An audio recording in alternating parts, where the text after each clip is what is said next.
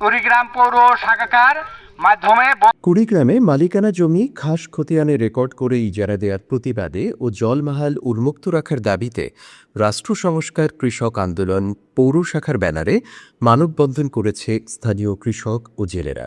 আজ সোমবার ৯ মার্চ সকাল ১১টায় ঘণ্টাব্যাপী কুড়িগ্রাম পৌরসভার চর বরিকেশ এলাকার মাল্লিরপাড় গ্রামে এ মানববন্ধন অনুষ্ঠিত হয়।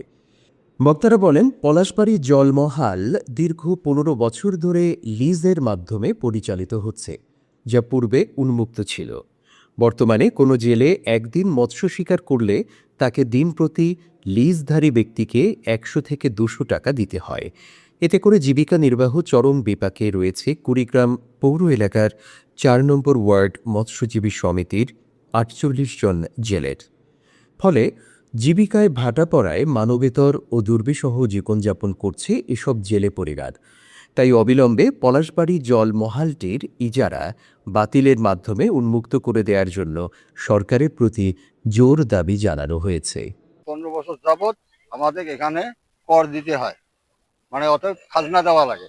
হ্যাঁ, এটার জন্য আমাদের খাজনা আর যেন দেওয়া লাগে না।